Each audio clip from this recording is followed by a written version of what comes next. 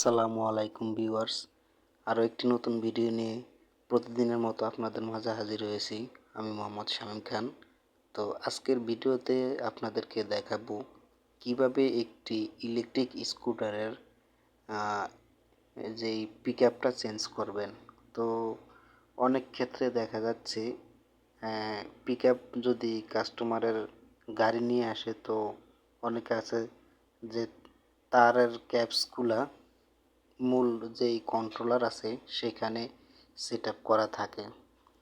তো অনেকে সংক্ষেপ করার জন্য তার কেটে দিয়ে আবার এই তারের সাথে জোড়া দিয়ে দেয়, সেভাবে দিলেও হয়, তবে সেভাবে কাজটা পারফেক্ট হয় না। তো আজকে আমি আপনাদেরকে দেখাবো আমি এমন সুন্দর করে এই পিকআপটি ইনস্টল করব যে যদি পুনরায় এই গাড়িটি অন্য কোথাও সার্ভিসিংয়ের জন্য যায় একই প্রবলেমের জন্য, সে বুঝতেই পারবে না এটা অরিজিনালটা কি চেঞ্জ করা হয়েছে কি না, বা নষ্ট হয়েছে আরেকটা লাগাইছে কি না। তো আজকে আপনাদেরকে দেখাবো ঠিক কিভাবে আপনারা এভাবে সেম আগের একদম কোম্পানি যেভাবে সেট আপ করছে ঠিক সেভাবে কিভাবে আপনারা সেট আপ করবেন পিকআপটা।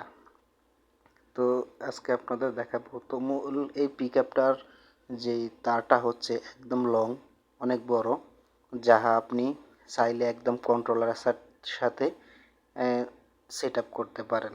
তো আসলে লিগ্যাল কাজটা হলো আপনি কেটে জোড়া দিয়ে সংক্ষেপে সারিয়ে দিলেন, এটা মূলত লিগ্যাল কাজ না।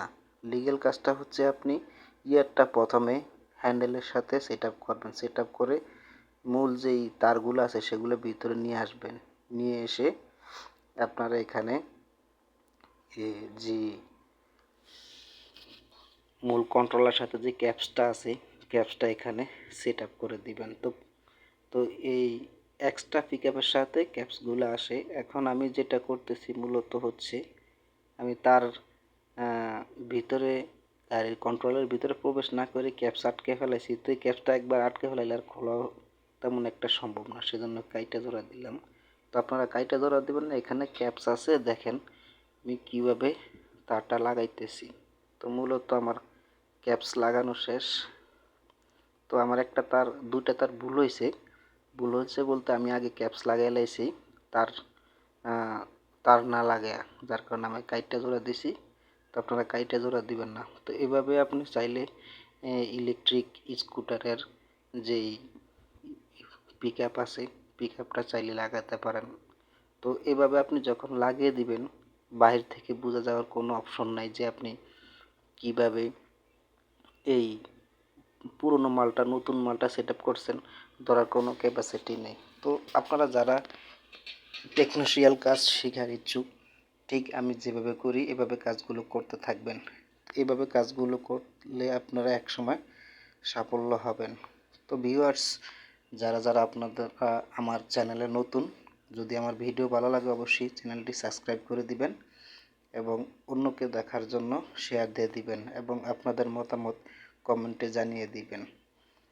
তো আজকের ভিডিও এতটুকুই।